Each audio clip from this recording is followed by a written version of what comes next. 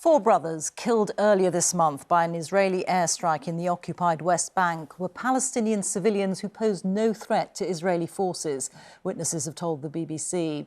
Violence in the territory has been rising. The UN says that more than 300 Palestinians have been killed there by the Israeli army since the Hamas attacks on Israel 3 months ago.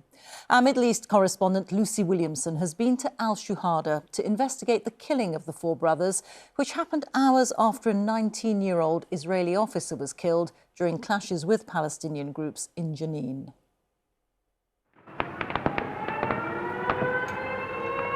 The war is in Gaza, but it's hard to miss the warnings coming from West Bank cities like Jenin. Since the Hamas attacks, the Israeli army has come into Jenin again and again and again, determined to root out Hamas and its sympathisers. Armed groups here, determined to resist. Those armed groups proudly claim any members killed in Israeli operations as martyrs for their cause.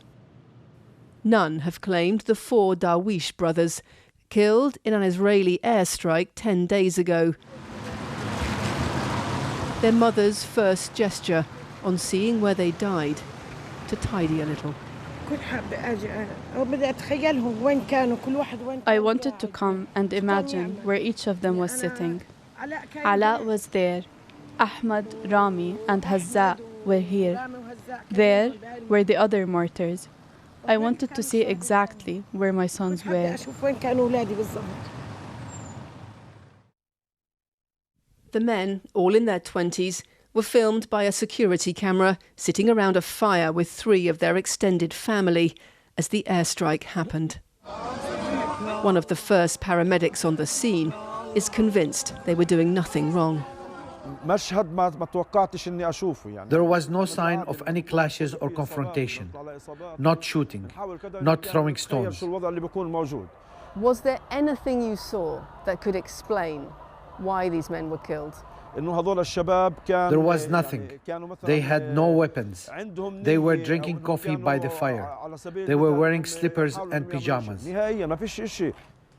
We asked the Israeli army why the men were targeted.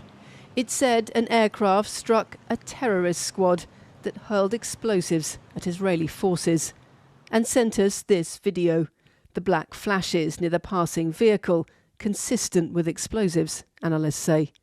Witnesses said soldiers drove through the village 15 minutes to an hour before the strike took place.